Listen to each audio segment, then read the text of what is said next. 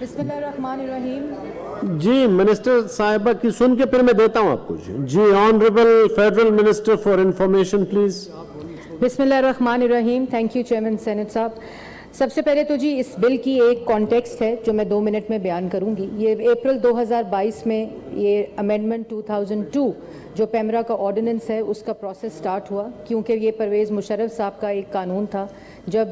Private media بنا، تو اس کے اندر بہت سی ایسی شقیں تھیں جس کی تبدیلی بہت ضروری تھی. تو میں نے amend C P N E, P be a, a P N S اور میڈیا ریپرزینٹیٹیوز کچھ اور پی ایف یو جے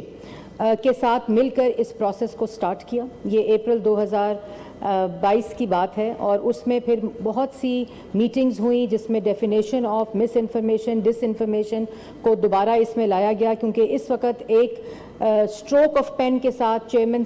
جو پیمرا ہے وہ کسی کا پروگرام بین کر سکتا ہے، سسپینڈ کر سکتا ہے، اتھارٹی کا لائسنس ریووک کر سکتا ہے، اور چلتے پروگرام کو بھی بند کر سکتا ہے. اس کی اس یک طرفہ اختیار کو لے کر اتھارٹی میں ڈیوالو کیا، کاؤنسل آف کمپلین میں ڈیوالو کیا، اپیل کا حق دیا، وہاں جس کی اپیل اس کو ریپرزنٹیشن دی، اور پھر ہائی کورٹ کے اندر اس کو تک اس کی اپیل کو 4 ٹیئر کے اوپر لیگل پروسیس پہ کیا. اس کے ساتھ ساتھ جو دوسری اس میں امپورٹنٹ بات تھی کہ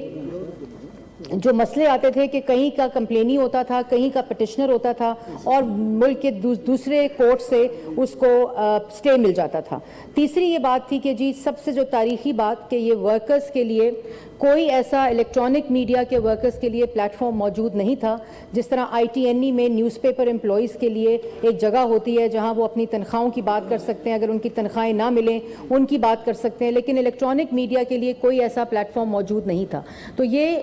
جو ایک ڈسکشن تھی یہ پی ایف یو جے سے اور جو پی آر اے ہے ادھر سے، جو پارلیمنٹری رپورٹرز ایسوسیشنز ہیں، جو different R I U J, different representatives, ان سے یہ ایک بات بار بار آ رہی تھی جس کو اس قانون کا حصہ بنایا گیا کہ اگر کوئی بھی ادارہ ڈیوز کو کلیئر نہیں کرتا ودن 2 months تو گورنمنٹ بائی لا ان کو اشتہار اور اپنی ایڈ کیمپین نہیں دے گی. دوسرا اس کے اندر جو امپورٹنٹ چیز تھی کہ جو منیمم ویج ہے اس منیمم ویج کے اکارڈنگلی جو ایک، کیونکہ بہت سے ایسے ادارے ہیں وہ تھرڈ پارٹی امپلائمنٹ لیٹر دیتے ہیں اور وہ منیمم ویج سے کم ہوتا ہے، کوئی ڈیلی ویج پہ دیتے ہیں کچھ، تو اس کو سٹریم لائن کرنے کے لیے جو ادارہ اپنے امپلائیز کو کسی بھی صورت میں امپلائی کرے اگر وہ منیمم ویج نہیں دے گا تو وہ بھی بزنس اس کو نہیں ملے گا. اور اس سارے کو باندھ دیا سیویئر وائلیشن کے ساتھ جو کہ 1 کروڑ روپیہ جرمانہ ہے. ابھی چیئرمین صاحب آپ کو سن کے خوشی ہوگی کہ آئی ٹی این ای جو ایک نیوز پیپر امپلائیز کا ادارہ ہے اس میں پچھلے 9 ماہ میں 14 کروڑ روپیہ ریکور کر کے امپلائیز کو سیلریز کی ادائیگی کی گئی ہے. اور ان کو جہاں مشکلات آئیں وہاں پی آئی ڈی نے، گورنمنٹ نے اپنے بزنس کا پیسہ ڈائریکٹلی آئی ٹی این ای کو چیکس دیے اور آئی ٹی این ای نے امپلائیز کو سیلری کے چیکس دیے. تو یہ جو 3 شقیں تھیں یہ اس کے اندر ڈالی گئیں. اس پورے پروسیس کو کمپلیٹ کر کے 12 ماہ کا اوپر محیط یہ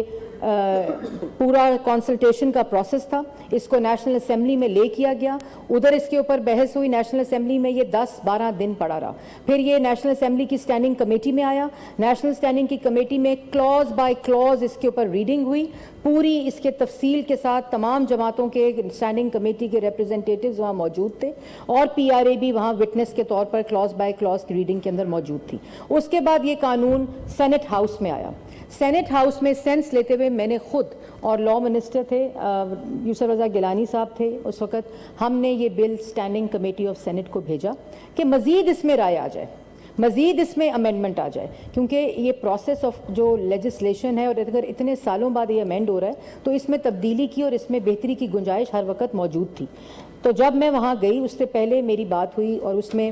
یہ رائے آئی کہ اس میں آپ جو چیئرمین پیمرا ہے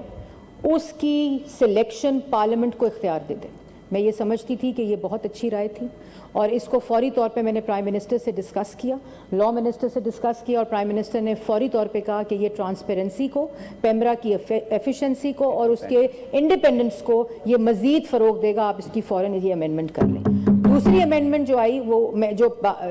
رائے آئی وہ یہ آئی تھی کہ جو سیلریز کا ورڈ ہے اس سے ابہام پیدا ہو سکتا ہے تو اس کو ڈیوز کے ساتھ ریپلیس کر دیا جائے. جب اسٹینڈنگ کمیٹی آف سینٹ کی میٹنگ ہوئی، چیئرپرسن صاحبہ نے بھی یہاں بات بھی کی اور یہ انہوں نے چیئر کی وہ کمیٹی، اس میں جو دونوں شکیں تھیں اس پہ میں نے آؤٹ سیٹ کمیٹی سٹارٹ ہونے سے پہلے یہ بات کی ہے، یہ دونوں شکیں اب اس قانون کا حصہ امینڈڈ فارم میں موجود ہیں، اور اس کے بعد میں نے اس دن کہا کہ اگر کسی قسم کی کوئی امینڈمنٹ ہے تو اس کو لے کیا جائے، ہم اس کو قانون کا حصہ بنا سکتے ہیں اگر وہ بہتر امینڈمنٹ ہے۔ مشتاق صاحب نے امینڈمنٹ دی ایز اے ممبر، بزنجو صاحب نے امینڈمنٹ دی ایز اے ممبر، اور عرفان صدیقی صاحب کی یہ رائے آئی اس وقت جو ورکرز کے ساتھ تھی، تو میں نے ان کو بتایا کہ یہ آلریڈی ان چیزوں کا حصہ ہے۔ مس انفارمیشن اور ڈس انفارمیشن کے اوپر امینڈمنٹس آئیں۔ جو مس انفارمیشن اور ڈس انفارمیشن کی ڈیفینیشن ہے چیئرمین صاحب، وہ میں تمام ممبرز کے سامنے بتانا چاہتی ہوں کہ وہ 12 ممالک اور یونائٹڈ نیشنز کی ہیومن رائٹس کی کمیٹی کی مس انفارمیشن اور ڈس انفارمیشن کی جو ڈیفینیشن ہے اس سے رہنمائی لیتے ہوئے یہ بنی ہے۔ تو یہ وہ سارے test of freedom of expressions کو اس نے پاس کیا۔ اور پھر ایک اور امپورٹنٹ چیز کہ جب میں وہاں سے میں نے کہا امینڈمنٹس دیں، تو پہلے تو یہ کہا گیا I want to set and put this on record, پہلے یہ کہا گیا کہ کسی کے اشارے کے اوپر یہ کالا قانون بنایا جا رہا ہے، پھر یہ کہا گیا اجلت میں بنایا جا رہا ہے۔ میں کہہ رہی تھی اور میں پلیڈ کر رہی تھی کہ گیو می امینڈمنٹس، آپ جو امینڈمنٹ دیں گے وہ اس قانون کا حصہ بنایا جائے گا۔ اس کے بعد 3 دن اس کو میری ذات کا مسئلہ بنا دیا گیا۔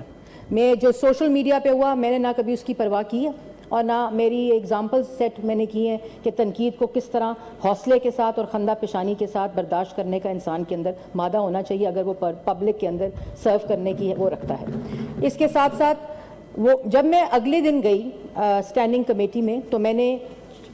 تمام ان لوگوں کو کمیٹی چیئر سے میں نے اجازت لی تھی 3 دن پہلے جب ہم نے یہ لے کیا کہ جن سے میری مشاورت ہوئی ہے جن باڈیز سے آپ ان کو بلائیں، جس میں PFUJ، جس میں APNS، CPNE، امینڈ اور جو میڈیا ریپرزینٹیٹیوز کے وہاں لوگ تھے ان کو بلایا جائے۔ وہ سب لوگ وہاں موجود تھے، انہوں نے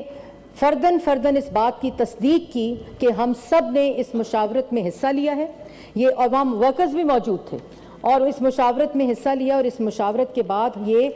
گورنمنٹ نے موو ضرور کیا ہے لیکن یہ میڈیا انڈسٹری کا بل ہے۔ اور اس کے بعد میں نے دیکھا کہ جب میں وہاں پہنچی تو میں نے کہا کہ اگر، اور میں کراچی پریس کلب گئی، چیئرمین صاحب میری قیادت نے یہ فریڈم آف ایکسپریشن کی جنگ سڑکوں پہ اور عدالتوں میں اور جیلوں میں لڑی ہے، اور جو قدغنیں اس وقت لگتی تھیں چلتے پروگرام بند ہوتے تھے۔ یہ عرفان صدیقی صاحب یہاں بیٹھے ہیں، یہ جیل کی سلاخوں کے پیچھے تھے، رات کے اندھیرے میں ان کی بیوی کو زخمی کر کے جیل میں ڈالا گیا تھا صرف کس لیے کہ ایک کالم لکھا تھا، اور بعد میں اتنی ہمت نہیں تھی کہ جیل کے فرنٹ دروازے سے ان کو رہا کریں، پچھلے دروازے سے موٹر سائیکل پہ چھوڑ کر پیٹرول سٹیشن پہ چھوڑے تھے جہاں سے میں نے ان کو ریسیو کیا تھا، اور پھولوں کے ہاروں کے ساتھ لوگوں نے ان کو ریسیو کیا تھا۔ تو یہ تمام چیزیں ہم ان سٹیجز سے گزرے، اور میرے پہ یہ الزام لگے، میری قیادت پہ یہ الزام لگے، اس کولیشن گورنمنٹ پہ یہ الزام لگے کہ ہم کالا قانون لا رہے ہیں اور ہم لوگوں کے آزادی رائے کو سلب کر رہے ہیں، وہ آزادی رائے جو ایک چیئرمین سے لے کر 4 فورمز پہ میں نے ڈیوالو کر دی ہے، بل کو پڑھے بغیر، بل کی حیثیت کو پڑھے بغیر اس کو کنٹروورشل بنایا گیا جان بوجھ کر۔ اور اس کے بعد ورکرز نے جس طرح، یہ پریس گیلری میں PRA بھی بیٹھا ہے، PFUJ بھی بیٹھا ہے، تمام ورکر جرنلسٹ اس وقت ریپرزینٹ کر رہے ہیں، انہوں نے 3 دن اس بل کی صرف شکوں کے اوپر لوگوں کو اویئرنیس دی ہے، کس طرح یہ مس انفارمیشن اور ڈس انفارمیشن اس بل کو بہتر کرے گی، کس طرح یہ ورکنگ ورکرز رائٹ کو بہتر کرے گی، کس طرح پیمرا کے چیئرمین اور پیمرا کے چیئرمین کی سلیکشن اس کو بہتر کرے گی۔ یہ تمام ایک پروسیس سے گزرا ہوا بل تھا، اور اس کو میرے ساتھ ایک نتھی کر کے ان کے رائٹس کو کرنے کی کوشش کی گئی۔ میں خراج تحسین پیش کرتی ہوں ان ورکرز کو، اور آج گورنمنٹ اگر آپ اجازت دیں گے، اگر گورنمنٹ یہ بل واپس اس کو اس حالت میں ہاؤس کا سینس لے کر موو کرے گی تو یہ گورنمنٹ ضرور موو کر رہی ہوگی، لیکن یہ ان ورکرز کا بل ہوگا جو میں ان کے بہاف کے اوپر آج یہ پارلیمنٹ کے اندر لے کروں گی۔ بہت شکریہ۔